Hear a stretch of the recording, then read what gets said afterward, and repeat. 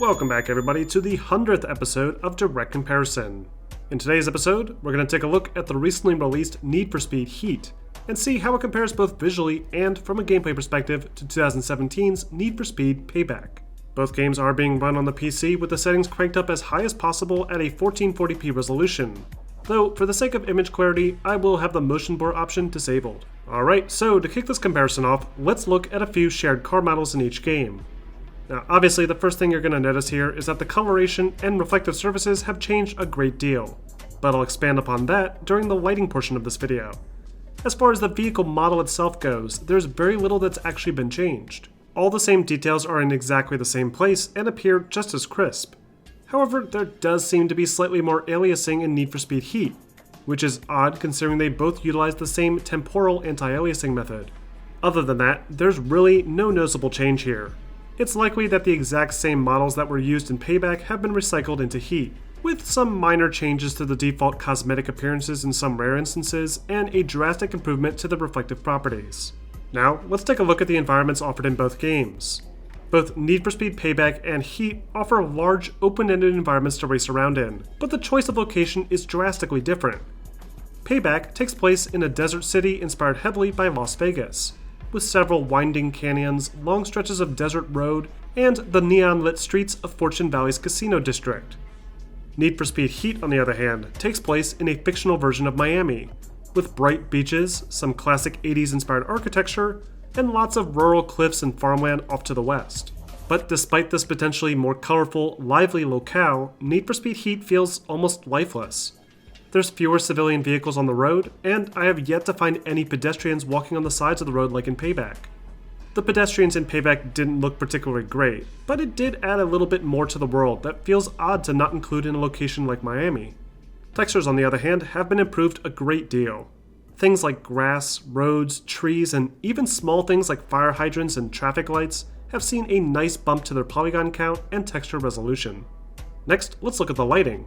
One of Need for Speed Heat's biggest changes has been to its lighting design.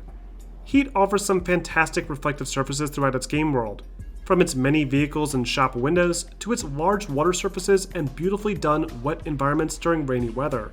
However, Need for Speed Payback does boast a full dynamic time of day system, allowing for more variable lighting conditions.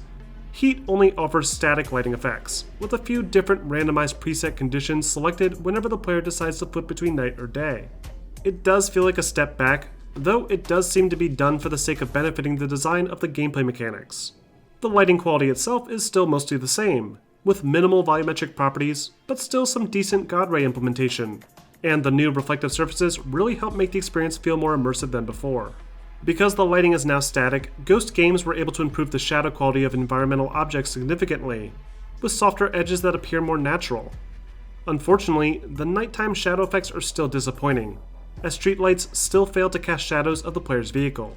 Though daytime shadow projections of players' vehicles appear more diffused and realistic this time around, and the shadow render distance has been extended. Next up, let's talk special effects. One of Heat's most impressive new effects is its dynamic weather system, that allows for heavy rainstorms to quickly form and create that old school Need for Speed Underground feel. Because of its desert setting, Payback doesn't feature any sort of rain effects, though in its place are some pretty solid smoke and dirt effects, especially when off-roading. There's a few areas where you can off-road in Need for Speed Heat, but the focus is primarily on street racing, so the smoke effects aren't quite as impressive. Damage models also appear to be just as arcade-like as before, with the vehicles requiring several big hits to be destroyed. Though Need for Speed Heat does offer a ton more dynamic physics-based props in the environment, including large trees that typically stop racers dead in their tracks in arcade racing games. Now, let's talk about how these games play. While there's certainly a lot of similar design elements throughout, Need for Speed Heat offers a pretty significant change up to the gameplay loop over its predecessor. First off, the separate vehicle classes from Payback have been removed, meaning you no longer need to choose between street racing, off-roading, or drift cars to compete in events. But this doesn't mean that there's less cars to choose from. In fact, Need for Speed Heat's starting vehicle roster is significantly larger than Need for Speed Payback's, and even features some cool classic cars to race around in, inspired heavily by the older Need for Speed games. One of the biggest complaints made about Payback was its implementation of randomized loot upgrades for vehicles, making it a chore to improve vehicle stats. Thankfully, this has been removed entirely, and players now simply need to rank up their racer with reputation points and earn money to purchase upgrades that they want. There's a ton of vehicle upgrade options, including several different engine, chassis, drivetrain, and auxiliary modifications, along with an exhaustive list of different cosmetic changes to let players build their ultimate street racing machine. One of Heat's most unique design choices, though, is how the day and night cycle works. As I said before, there's no dynamic time of day in Need for Speed Heat. Instead, players can manually select when they race, with cash being rewarded for participating in daytime events, while reputation is typically awarded for competing in illegal nighttime races. On top of this, late night races also draw the attention of the local police, who can interrupt races and can even be bribed with money to back off.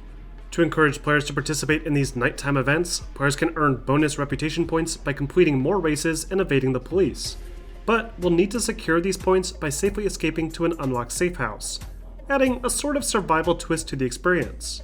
The changes made certainly add a more old-school feel to the experience, and remove the annoying randomized nature of Payback, and cut out a lot of the unnecessary back and forth required with the different vehicle classes. Finally, let's listen to a few sound comparisons. Which game do you think has the better overall sound design?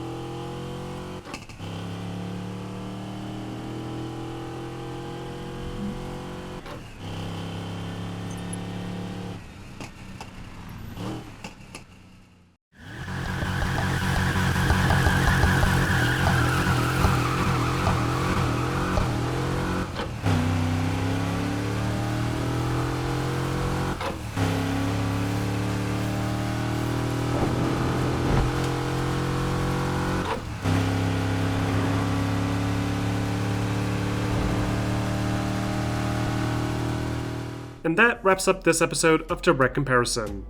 Need for Speed Heat offers a number of technical improvements, including improved texture resolution, higher quality reflective surfaces, and some interesting changes to the gameplay design.